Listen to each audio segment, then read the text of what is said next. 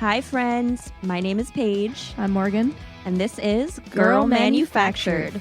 Listen or cringe along with us as we look back at the music from the it girls, wannabes, and victims of the tween idol industrial complex. Which icons broke the mold and which sitcom starlets turned forgotten pop stars still deserve their flowers? Our credentials? We are two queer millennials who were raised on aughts, Disney, Nickelodeon, and MTV. I work in communications now, but I'm a graduate of a performing arts high school and a recovering singer-songwriter. And I'm a creative writer and a professional advertising demon. Today on Girl Manufactured, we are reviewing Allie and AJ, Insomniatic. I didn't even bother trying to say it because I knew I was going to call it Insomniac. Like, heads up. When I read it, first of all, when I read the title, I just think Insomniac. I legit had to, pull it up in front of me so that I wouldn't say Insomniac. So I'm not alone. No. So Allie and AJ, these babes. Yeah, I definitely didn't understand it because I was, what year was this? 2007? Mm-hmm. So I was 13. I didn't really understand it, but I definitely had a thing for Allie. I was Team Allie with the wavy hair. I still have a soft spot for wavy hair. Bet you got a hard spot too. Bro. Inappropriate. Sorry. Yeah, but this is Disney. This is Hollywood Records. This is Hollywood Records. This is not Warner Bros. So Allie and AJ are obviously sisters. They are an American pop rock duo consisting of full names Allison Mikulka, is that how you say their last name? Who was born in 1989, and Amanda Joy, a.k.a. AJ Mikulka, who was born in 1991. So they are actually sisters. Mm-hmm. They grew up in Southern California and for a little bit Seattle. They both started playing the piano and guitar really young. I think piano probably around 5 or 6. Wow. And then little guitar prodigies. maybe around 13. Yep. Little child prodigies. And they also acted in church play productions. So they're pretty Christian. Oh. Yeah. Their mom is a musician, but she performed with a Christian rock band. Come on. The rock band was called... look, I got my start singing in church, but I dropped that shit by the time I was 9. So yeah, I'm recovering Catholic. I mean, I was recovering by the time, that I was in middle school. I was not trying to get confirmed or anything. But they're all about this stuff because their mom was in a band called JC Band. Shut the fuck up. Their faith hugely influenced them, and they're very open about it. There were some cringe moments. In a Blender interview in 2006, AJ said evolution was silly, basically. And Allie expressed that they shouldn't be teaching it in schools. They were 15 and 17, probably. I'm guessing. Wait, who's I'm trying older, to do the math Allie? right. Allie's older, yeah. So young, they changed their minds, right? Let's give them that. In a post on Twitter, it's forever Twitter, I'm sorry. March 2019, the duo affirmed that they do believe in evolution. Wow, that's quite an evolution about their feelings on evolution. I'm proud of them. Same. They also in 2019 said that their faith has gotten stronger, but they are never trying to push a certain agenda with their music. And, I believe them. You know what? I appreciate that. Same. You know what? Have your faith. I'm all about it. If it makes you a better person, helps you get through this hellscape, do what you got to do. 100%. Just don't let it affect policies or how you treat me. You mentioned that Allie and AJ were basically prodigies, and that tracks because in 2004, when Allie was only 15 years old and AJ was 13, the duo signed a recording contract with the Hollywood Records, aka Disney. And it was an audition in which they performed 6 original acoustic guitar songs that they had written together on their bedroom floor. Oh, that's adorable. And around the same time, Allie started rising to prominence because she starred as Keely in the Disney Channel show Phil of the Future. Phil of the Future. I don't remember how it goes. Is that how it went? I believe you. Are you just making that up like you made up other things? Oh my God, I should have known. Phil of the Future only lasted 2 seasons, yeah, apparently. I didn't think it ran long. That's wild to me because I love the show and I remember watching it. So I'm like, what? Only 2 seasons? I don't know why I thought it ran longer, but it did not.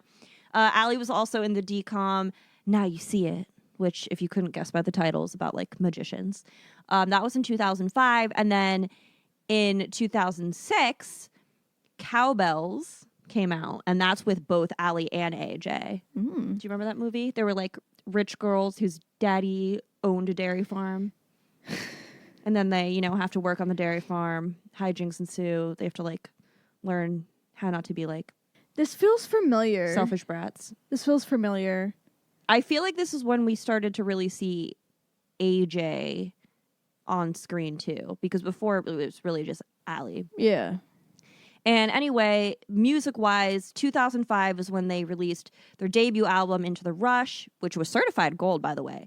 Then 2006, they released Acoustic Hearts of Winter, which is a Christmas album, basically. But then, as you know, their third studio album, Insomniatic, Yep.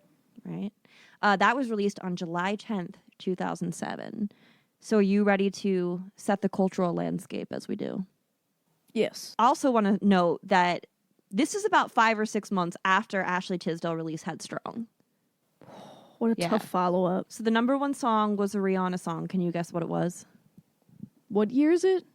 It's 2007. I was stuck at these, so I'm not even going to try to guess. Okay. I would have given you the hint of Iconic Bob, Umbrella, Rihanna, featuring Jay-Z. Nice. Next, we got Party Like a Rock Star. I hated that song. Yep. We got Big Girls Don't Cry. Body like a rock star. You hate it, yet you proceed to sing it. It was catchy, but I hated it. Big Girls Don't Cry. Hey there, Delilah. No, no way. Buy you a drink. Oh, that was great. I'm gonna throw auto-tune on you for that part. Yes. I'll try. Makes Me Wonder. Hey, you, I don't like your girlfriend. I was obsessed with that song. Summer Love by Justin Timberlake. They try to make me go to rehab. I said no. Hey. No, I'm in bed. No. You couldn't resist, could you? Make Me Better. I don't remember that. I don't remember it. And then that's the top 10, but I have to throw out these honorable mentions. Thanks for the Memories. Stop. What did that peak at? Thank you for the Memories. That was because so they good. were What did that peak so at? good. I don't know. That was not the assignment. Also, you know me. I just get curious. Pop, Lock, and Drop It. Oh. Before He Cheats. It's taking me back. And Lip Gloss. Little Mama.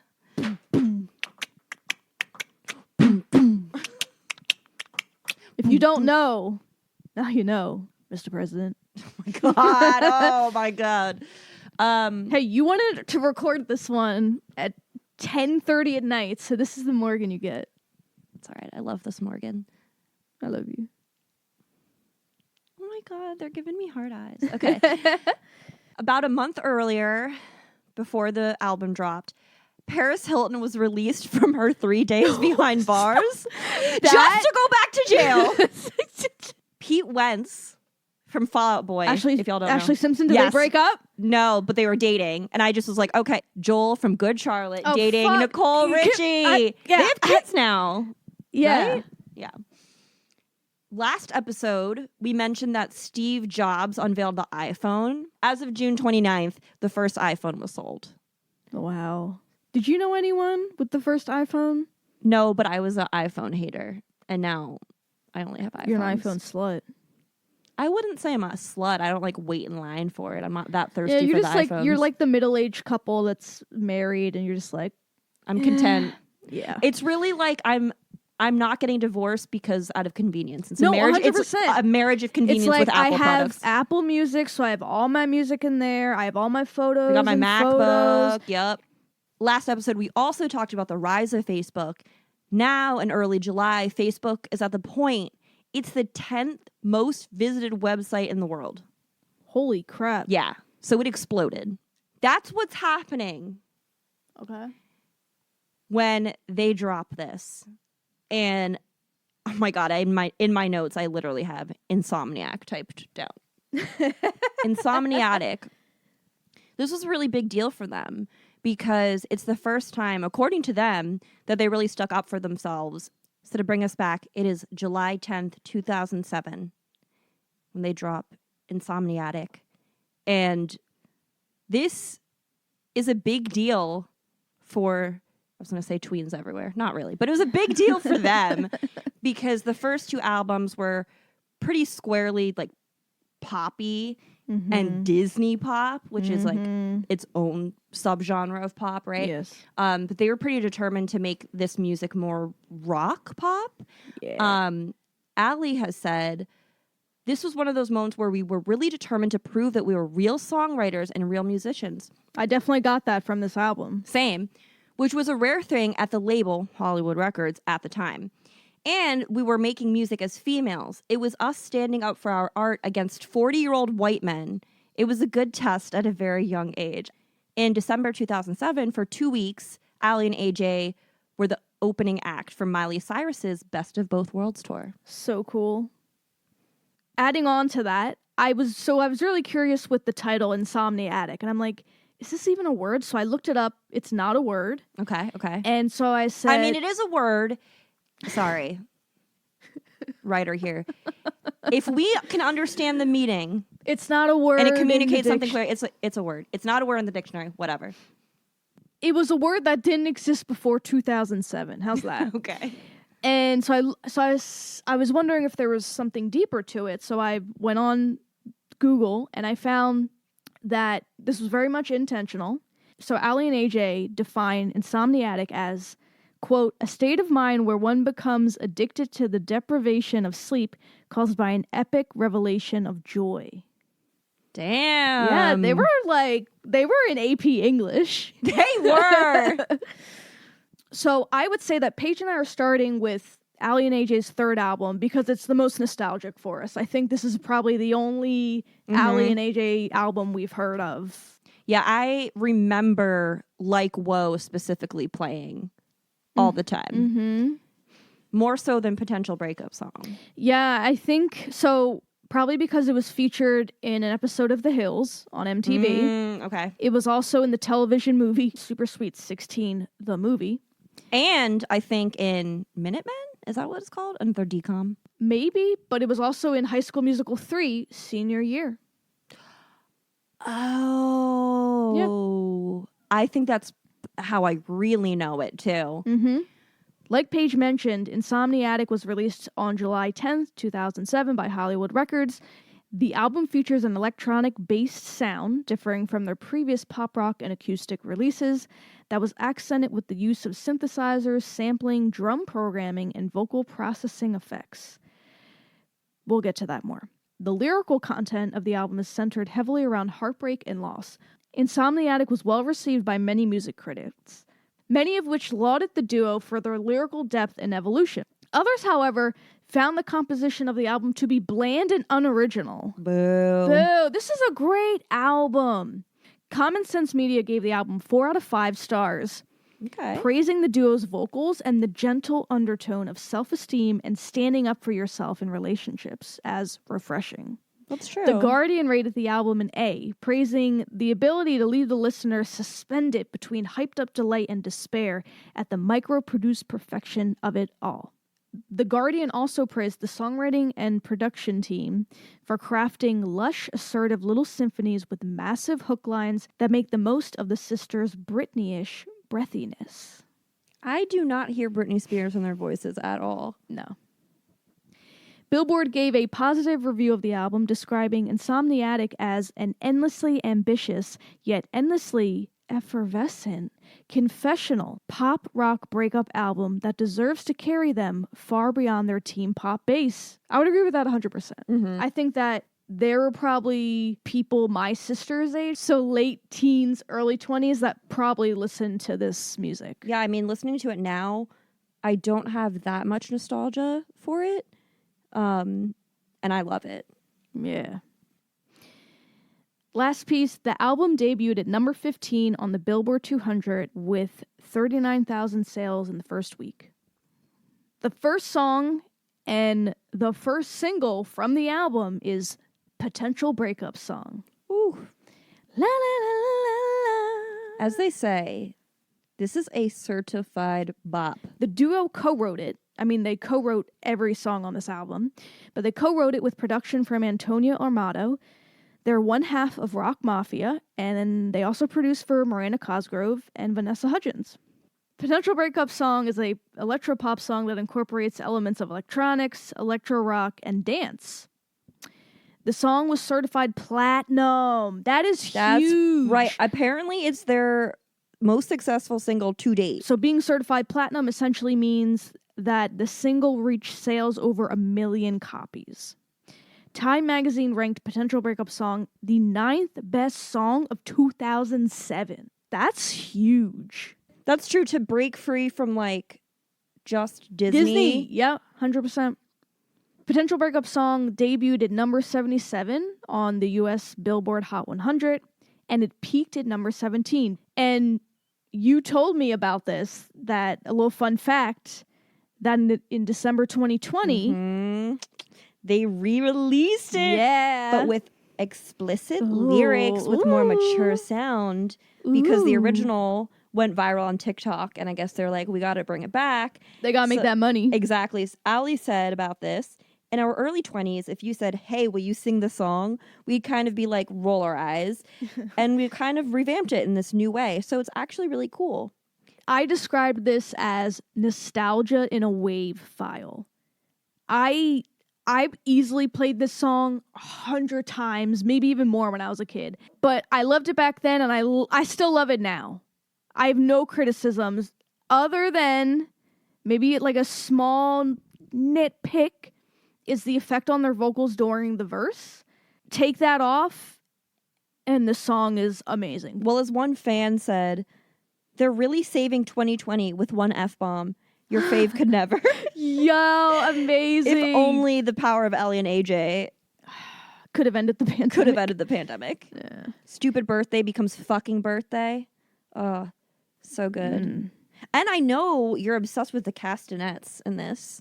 I can't believe you didn't mention the castanets. Oh my God, yes. I was so busy thinking about everything else. I forgot about I love the castanets. Your favorite instrument. It is my favorite instrument. Lyrically, I love the meta, this is the potential breakup song. Yeah. It's so simple, but so well written. Sometimes there's so much excellence in simplicity. 100%. Put that on a t-shirt. They have a t-shirt that says, stupid birthday. I've seen that. Also, I like that at the very end, they're giving this dude I said they with this dude, like as if they're two sisters dating the same person. We'll get to that. We'll get to that. But they give this guy a chance to get his shit right? They say, this is the potential makeup song. I love when Please just admit you're wrong. Yes. Which will it be? I love when songs flip like that. I mean, I love SZA's... Shit, why can't I think of the... Kill Bill. Oh. SZA's Kill Bill. Yes. Oh, SZA's Kill Bill does that so right, where every chorus, I think it's in the chorus, that she tweaks the line slightly to tell a story, and that's what this does by giving it that little switch on the final verse. I love it. I will say, though, our album needs just one. This isn't the only breakup song. I've got lore, and all I want to tell you is that this song, I forget if this was Allie or AJ said this, it wasn't connected to any particular person. We're just like, let's write a breakup song. This is one of them talking to Insider. At the time, we weren't thinking it was going to be a breakup anthem, but it kind of became that, which is really cool. So this isn't about any particular person, but there is a real breakup song about a real relationship on this album. So should we talk about the video? Oh my God. Well, first off, let me just quickly say that the music video, I think, ages this song so poorly. It's cheesy with the paint splashes, the dancing, right? It ages it, and then the effects during the chorus. 1 million different effects. Yeah. I feel like if you just watched the music video, you'd be like, this song's not good. But like without it, it's a great song. Now, we need to talk about the weird moment about the 1 minute and 15-second mark. They're sisters, right? Like, They I asked are, you but that in the beginning. That they're, there's like I was like, I needed to confirm. I was like, they are actually sisters, right? Okay, so the part that Morgan's talking about is Allie almost like pushes AJ against a wall, and for a split second, it looks like they're gonna kiss. To the point, there's some sexual tension. I was like, this is weird. I'm like, did they do this on purpose? Yeah, the directors are like having them kind of all over each other, and it looks sapphic. Yeah. They're holding hands there. All right, I'll put it this way. If it was a brother and sister who were dancing together like that, you would think it's incestuous. 100%. There's no way that they're not playing this up in a way where they know this can come across a certain way. Yeah. It's giving Life with Derek vibes. Except for they're both sisters and they're blood related, and it's not a Canadian sitcom aired on Disney. Yes. Also, one more thing. Does AJ know what... I'm sure she does, because they're, like, real musicians. What the fuck is she doing in the production booth? Like, turning up random dials, putting the headphone up to her ear, like, dancing. Like, this music video is something else. Bad acting. When you said that the video ages this song, but if you just listen to the song without watching the video, it holds up 1,000, a trillion %, you hit that right on the bullseye. Oh, nice transition. Thank you, Bullseye. Second song. Yes, and Bullseye blends 70s and 80s guitar tones with electronic beats. What you think? I liked it. Same. I wrote that I wish I could play this on Guitar Hero. Ooh. Wouldn't it be fun? It would. And, like, I don't know if you pictured this, but when I listened to it, I feel like I should be driving on a deserted road through Zion in a convertible Mustang. Yeah, I'm imagining Thelma and Louise now. Yeah, right? And I like lyrically, and I can see the whole driving. It's almost like a getaway thing, right? Because it's about this twist. It's a twist on the thrill of the hunt and romance, which I thought was interesting. And the idea that these girls, Allie and AJ, are not passive prey. I'm the type of girl worth pursuing, but I won't be caught standing still. And then later, she teases saying, "Take your best shot. I bet you'll miss. You've got me interested enough to stand closer." And the only part that's a little cheesy to me is the speak singing. Yeah. Like the, "You didn't ask for my number." That was popular. You didn't ask me for my number? I like the fact that you didn't ask because you already got my number. But I actually didn't hate it. No, I liked it. Like, I would add this to the playlist. I definitely want to add this to the Manufactured Bops playlist. So Closure is an electropop ballad. Lyrically, the song speaks of the experience of finally moving on from a breakup.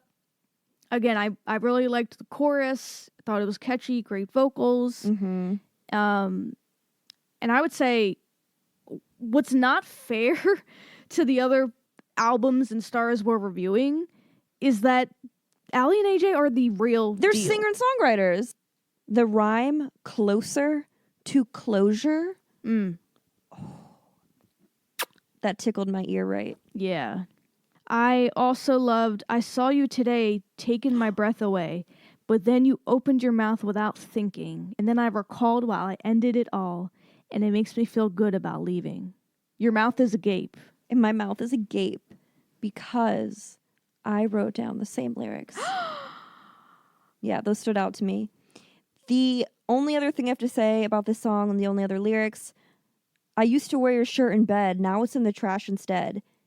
Is that Disney virgin behavior? Not that it's in my business about these girls at this point. Not my business, but it's certainly Disney's business, and we already know, and we'll review it later, we already know they took out a track that was on some of the earlier released albums called Blush because it felt too explicit. The idea of wearing someone's shirt in bed, that's not like something you just do with someone you only make out with, right? I wouldn't know. I was very closeted in high school. Division. Did they use the Division sign before Ed Sheeran? They did. Another electropop song I loved. Something that I felt like was missing from a few of the albums we've listened to are harmonies. And I loved the harmonies on the chorus. This song shows how great their vocal ability and intonation are. I'm sorry, but I just really like... I really, yeah. The chorus, congratulations. Now you are free. You have earned your degree. You've graduated. The writing of that and the lines and the middle rhymes and da-da-da. You think somehow the sum will be different by using Division. Oof. What I wrote for this, fuck, I love this, even if the lyrics are a little gimmicky. Yeah, I agree with that. Yeah, yes. And I think hit the nail on the head. Where You Just Trippin' felt a little out of place to me. Simply because I cannot see Allie or AJ saying tripping. Yeah, I was like, this is you just trying to force a rhyme. But I loved this song. Same. All right. Will you like it or leave it? Like it or leave it, Paige? I wrote, I don't love it, but I do like it. And I don't want to leave it. Woo! I mean, the confidence of the song, like it or leave it, I can't help but feel like I'm 1 in a million. I'm worth all the crap that I'm putting through. What? Like it or love it or leave it? What? No, I really liked the guitar riff in this song. It was really cool. This is the song I would want to play on Guitar Hero. Okay. All right, now to Like Whoa. Like whoa, whoa. It's a song about the thrill of being in a new relationship, kind of like an upbeat dance rhythm. I could see it being played at a seventh grade or 8th grade school dance, because Potential Breakup song was played at my 7th grade and 8th grade. Like that was... Like Whoa would go hard at a middle school dance. Yeah. And this song was the second single on the album and their final single, actually, before departing from Hollywood Records. Like Whoa peaked at number 63 on the Billboard Hot 100. I'm not surprised it actually hit the Hot 100 because even if it's cheesy, it goes so hard. I really enjoy it. And just like you said this is a potential breakup song or whatever, the video made this seem a lot cornier than it actually is. I think. The like whoa, whoa, being on a roller coaster, is it a tad cheesy? Yes, but they pull it off. The lyrics fucking work. My favorite lines, now I'm rolling my window down. I love the wind, but I hate the sound. Don't we all when we're driving on the fucking highway? Yeah, I hate it. And you hear the worst. Although I'm sure they meant that metaphorically. Like a roller coaster ride, holding on white knuckles like. I don't know, I like the imagery of the white knuckles. Yeah. I even enjoyed the please keep your hands and feet in the ride at all times. Thank you. Like lean into it. Yes. Also, the video had way less incest vibes. Oh, yeah, 100%. I mean, they literally had bouncy balls raining down in slow motion and then glitter doing the same thing. Them doing jumps that you see in the DCOM intro, the let's watch. Yeah. Hanging onto the old school mics, like, can you imagine being the sound engineer? They really had a thing for those old school mics. They were also in Potential Breakup Song music video.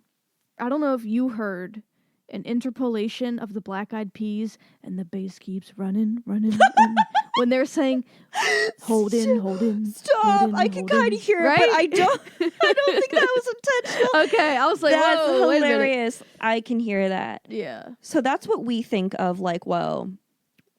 Allie and AJ hate it. Oh, I love when that happens, when it's like a big song and they're like, we hate it. Even though it's one of their biggest hit. They stated in an interview a while that they don't like the song. And they don't, right? And people are like, what? What are you kidding me? Like, whoa. Like, whoa. How can you not like it?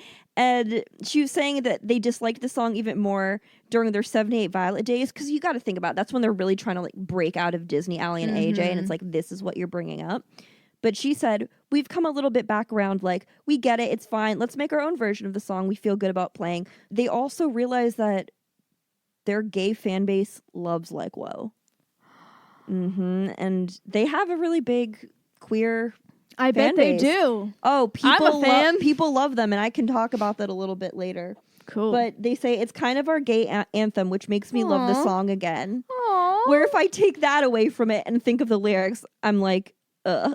But yeah, they performed at Pride festivals and they play Like Whoa. Allie said, we're giving this to you guys because you deserve it. Oh, that's so cute. Yeah. I love that. Mm-hmm. Next, we have the title track, Insomniatic. Mm-hmm. It's an electro rock number that has striking drums, quick guitar riffs. Speak of the feeling again, having been derived from insomnia, but it's because of this newfound joy. And like honestly, that's a great feeling. Mm-hmm. Like that is such a unique euphoria when you have a crush, you like know, or you just find out that someone else likes you, and like you finally reach that point and you haven't fully broken the tension yet, but you know that like there's something there, and yeah, you how are you gonna fall asleep at night when you're thinking about this person and just like I liked it. It's not my favorite, but not bad either, just middle of the road. I dig it. Yeah. Nirvana vibes? A little bit, yeah. I want to give them a little shout out to a technique that in Lit Crit, I believe is called enjambment. Ooh. So that's when the last word of the first sentence is the first word of the second sentence, but it's not repeated. So they do it twice, from what I noticed. Happiness isn't from a drink me up in your thoughts. Delirious from my loss of sleep deprived, I greet the day. And I was like, I see what you did there. I see what you did there. And as a writer, I appreciate that. Yeah. A lot of great writing on this album. Next song, Silence. Silence features an opening consisting of a soft percussion and the accompaniment of synthesized instruments and piano, along with the vocals. No sad girl fiddle? I wrote down sad girl fiddle. There's no one's gonna mention the sad girl fiddle. I love that. I want that on. That's a good band name, actually. There were parts I liked, like the chorus, but then the verse. Yeah, that's how I felt. I was like, I wrote, it's not a bad song, but it's probably my least favorite. I wrote that it's probably my least favorite, just because it's. I think it's a depressed teen though. I would have been obsessed with this song, but now I'm like, now I'm just a depressed adult who just like lays in bed. I don't really need to listen to the sad songs. The lyrics, I will say, come over and say nothing, silence is everything. I will say that's at least relatable, right? When you're so comfortable with someone, you could just sit in silence and it never feels awkward. It's like, whatever. Or like be doing our own things, but still be like, yo, look at this funny thing on TikTok. And I love that. Yeah. I like, because I've known people for so long now, my friendships are very much like that too. It was the great friendships. Yeah. Just sit there and say nothing. If I could have you back. Again, more vocal effects on the chorus, so it's way overproduced. I called it random sprinkles of T-Pain auto-tune. And it's such a shame because they can sing really well, and it just ruins the quality of their voice. And like otherwise, I actually liked the song, but I don't know if I would put it on a playlist because of the overproduced effects. You mean you didn't like the video game noises when they say game over? I do fuck with the chorus, in spite of the overproduction, which I agree with. Ready to go into the next song, Flattery? Yeah. I like the sentiment of the song, and then I wrote the toms in the background of the verses. So good. Are the toms like the little drum? Like a little tippy-tappy drum? Oh, that's a snare. A snare is tippy-tappy. Like, A bass is the big boy. But it's kind of like George of the Jungle-ish. The classic dun. Yeah. I agree. It was heartfelt. And you still haven't. There's nothing else you want to say. There's nothing you want to guess about this song. Was this the song that's about a real breakup? Oh, it's not potential, baby. Oh, it is a real breakup. It is Flattery, and AJ confirmed it in 2020.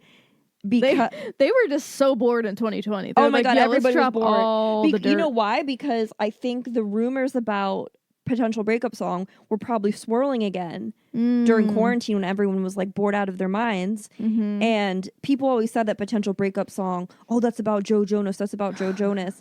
And AJ was basically like, no, Flattery is. Mm-hmm. Oh, I gotta look at those lyrics again. Mm-hmm. Yo, I can forgive it. I can forgive it. I can't forget it. You left me here with all these scars, and you can't deny it. And you can't deny the hardest part. I'm not in your arms. A lot of the lyrics are like, you can't deny it. Basically, like you're hurting too, and you're gonna try to act like you're fine. Is the vibe I got. Yeah. But yeah, AJ and Joe first met on the Cheetah-licious Christmas tour. Back in December 2005. And then she and Allie joined the Joe Bros on their living room tour that summer.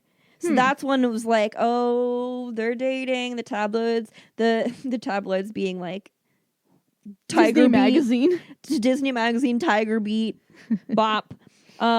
Yeah, they're like, oh, they must be dating. But then by November 2006, it was clear they had broken up. It's still unclear what went wrong between AJ and Joe, but I'm here. What you think? I put one of my least favorite on the album. Yeah, I wrote meh. Yeah. I was like, maybe it's just because it's not my taste. It's a little slower. I don't know. But I did appreciate the line, I know when something is too sacred to touch. I was a little disappointed if I was going to view this as the last song. Yeah, that would have been like a ooh.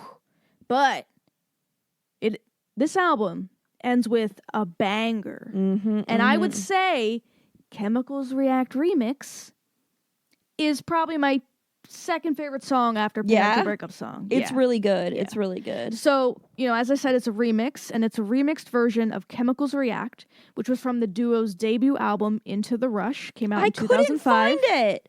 I tried to find the original. Oh.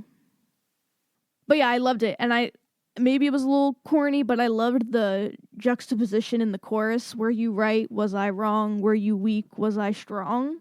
Right? Of like, were you right? And I was just being that stubborn, strong-willed, headstrong person.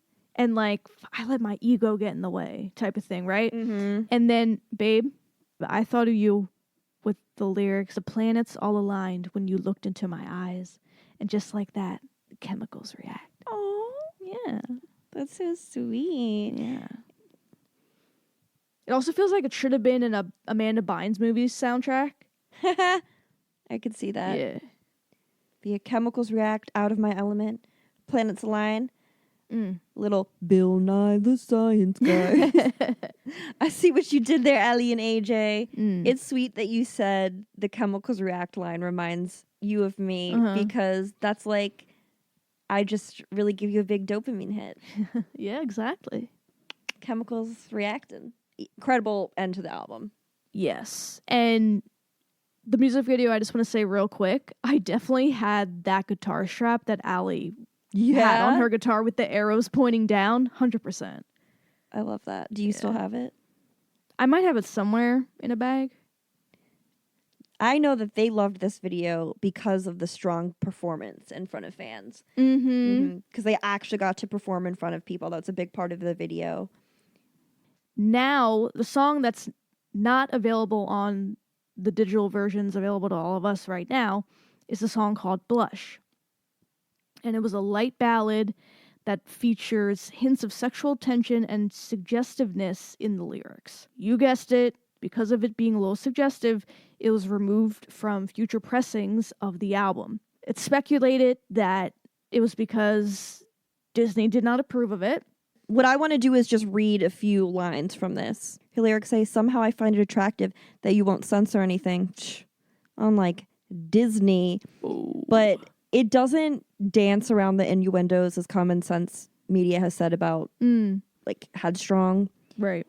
This just goes in and says it. Even though I like your honesty, it won't lead me to your bed.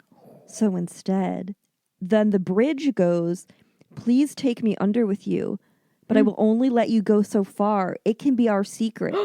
You know what our boundaries are. Once again, I'm left out of breath on the edge of losing it. Like, whoa. This is Christian horny.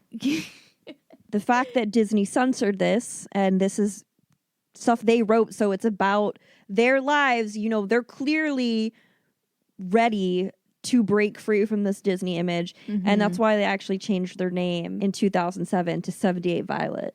Oh, I didn't know they changed their name. Yeah, they were trying to shed that. Interesting. But the music career, at that point didn't do too great, and 2 albums were shelved. Damn, that's so I think sad. one of the 78 Violet songs was released. That's heart crushing. Yeah. Ali said, to be completely honest, I think we were trying to figure out what our voice was as an adult women. She described it also as a bit of an identity crisis. For about a decade then, they were musically just silent and continued to act. And I mean, they acted in a lot of stuff. I think AJ is on The Goldbergs as Lainey Lewis. They acted a lot. 2011, AJ had a recurring role in the series Hellcats. Oh, I totally forgot about Hellcats. I don't remember that. I watched that. She appeared in films like Lovely Bones, Slow Mo, Secretariat, Super 8, Grace Unplugged, Angels in the Stardust, and things that make me happy. Catra. She voice acted as Catra and She-Ra in The Princess of Power, which is gay.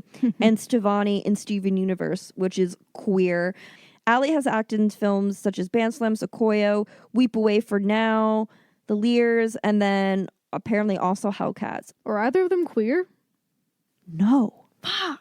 I know. I totally would have thought one of them. Like, what are the odds? Like, I know one of them has to be queer. If your family has 2 and my family has 2, come on. Come on. And they always talk about being allies because, trust me, I Googled so many different combinations of their names and like queer, bisexual, LGBT, and they are queer. Girlfriend. Roommate. They identify as allies, like really big allies. They work with like they're allies in AJ. Allies and AJ. Ali and AJ have both partnered with the Trevor Project. They're very open about loving RuPaul's Drag Race. And surprisingly, like, no weird Christian shit. They're pretty mellow about that. Awesome. But they look so queer.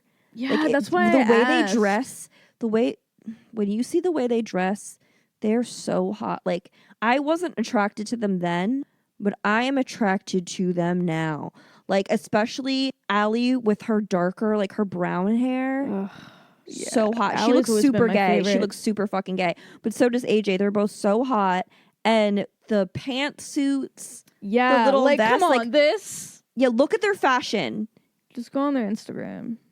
If you just saw these people walking down the street, you would think they're Gay and you'd think they're queer. at least, yeah, You'd queer. think one of us, which is what I always chant under my breath. Ali is in fact married to a man.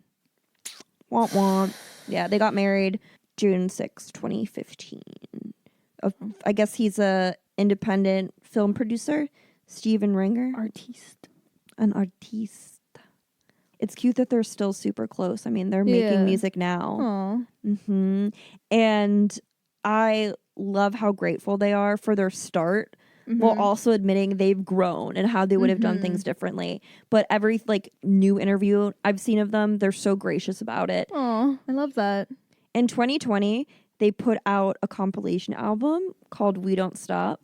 And it's their EPs and singles from 2017 to 2020. I listened to this while researching and thoroughly enjoyed it. Like, I loved so much of it to the point where I'm like, I'm adding these to my liked list. Yeah. Nice. A Touch of the Beat Gets You Up on Your Feet and Then to the Sun. That was an album in 2021. And then now they have a new one with Love that, like, literally fresh out of 2023.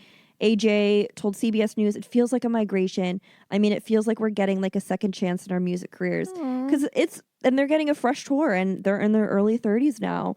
They described their new work as indie rock with pop sensibilities. So go stream it. Yeah. And if you're listening around the holidays still, they also like just released Lonesome Dove, which is an EP with 3 Christmas songs. She said, "We hope these songs bring comfort to anyone that's spending the holiday alone or anyone feeling isolated." Sounds like Disney/Hollywood Records blackballed them. I saw that they're often labeled as coming from Disney, but to their point, they were on Disney Channel associated with them for less than a decade, whereas other stars like Miley, like Demi, like Selena were there for longer. Some of those people were, and like they've been able to break the mold to an extent, but they haven't, and now they finally kind of are shedding that. So good for them. Now to talk about 2 kind of sad things, because again, you can't get out unscathed from the machine. No, you cannot. Grind you up. In June 2008, Rex Metler from Lancaster, Ohio, was arrested for stalking the duo. Holy shit. He obtained contact information from them and made threats online by phone, and here's the creepy thing, by handwritten notes. No, I mean, it's all creepy. I was gonna say, don't say mail. It's always creepy, but something about the handwritten notes. I literally got chills. Personal. I don't know if it's because it's late, but like I literally got chills when you said that about the handwritten real note. Creepy. Then they were like scheduled to perform in Cincinnati, and the guy was present. He was just a creep. That the police stated Rex displayed a pattern of activity over time that reflected multiple attempts, if not numerous attempts, at stalking these females, as I said. And then in June 2020, Caesar Brantley was arrested on suspicion of stalking them near their home in a gated community in Calabasas. And this was in violation of a restraining order. Yeah. So they dealt with stalkers, but that's fucking horrifying. And then one other sad thing that is just what it is to live in America right now. In 2022, their tour bus was caught in the crossfire of a mass shooting in Sacramento, where 6 people were killed and multiple others were wounded. They said they were not hurt, but found shell casings in their trailer. Holy shit. Yeah. The shooting motivated them to write a song about the incident as a way to heal, although they're not sure they'll ever release it. I don't know how I'd move past that. Fuck. Like, I'm so scared of shootings. Like, whenever I leave the house, especially if there's a crowd or I'm going inside, I'm like looking for the exit. I'm thinking where I can run and hide. Fuck. If like 6 people were killed and there's and you could think, the only thing that was protecting me is the fact that I'm in this bus. Yeah. And it's like people are just trying to enjoy themselves and Yeah. So what's their net worth? Right? America, guns, and like, let's get to the bottom line. So together, they're about $2.7 million. That's it? And they got a house in Calabasas? I know. I think they'd be... Well, you know what? I guess it makes sense that they aren't worth as much because they're not doing all these product placements. They're not doing like... They have like no small LG roles chocolate and stuff, phone? but they're not doing like these big brand endorsements and stuff. Yeah. Allie, the older sister, makes about $2 million of that. Of course she does. She's the babe. Stop. That's so mean. Sorry, Stop. AJ. Stop. How could you say that to sisters? If my sister Lee were here and we had to think about one of us being viewed as the hot sister, you know she'd cry. You can keep that in because if she listens, she'll know why. Do not talk about one of the sisters being the hot one. That's so sorry. cruel. But she literally calls you the hot sister. Bitch, People literally ask you to model, okay? I have a face for podcasting.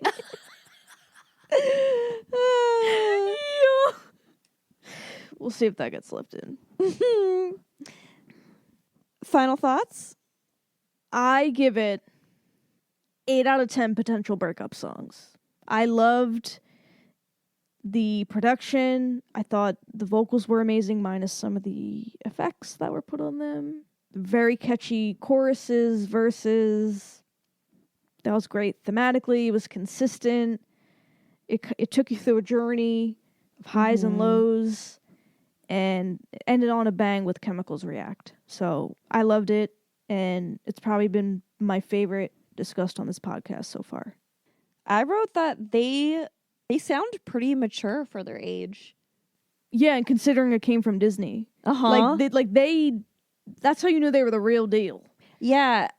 As you said earlier, the reason they have such a leg up on the other Disney stars is they came to Disney to be musicians. Right. They were signed as musicians and then got into acting. Yep. It's not like this reverse engineered, we're like, oh, here's a big star in one of our shows. Let's try to get them into a recording studio. Like, they had it. The lyrics, The it factor. They do have the it factor.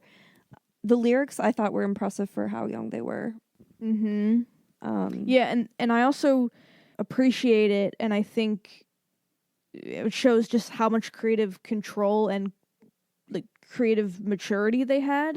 That they only worked with, 1 or 2 producers on the whole album. It wasn't, oh, we got this writing group and this writing crew, and we're all trying to like throw shit at the wall. Like it was very thoughtful and intentional, and that clearly came through in a quality over quantity kind of album. That's a great point. I didn't even think about how few people were on this simply because they were load-bearing pillars. They did the work. They did. For me, I didn't care as much about the songs after Insomniatic other than Chemicals React. Yeah. But for folks like with nostalgia and who like loved them, I can see how this would be a no-skip album. I give this album 9 out of 10 stupid birthdays. Ooh. Okay. I respect that. So like we said, we'll be putting quite a few songs on here onto our Manufactured Bop Spotify. So yes, please follow us. There's a link to it on our Instagram at girl.manufactured. And please, please, please, please leave us a review on iTunes. It will help us very much. And I have stickers to give away and pins. Ooh. A giveaway is a brewing. A giveaway is a brewing. So yeah, leave a review and you'll be entered to win a little prize, a little something, something. All right, until next time, I'm Morgan. And I'm Paige. And that was Girl Manufactured. Bye.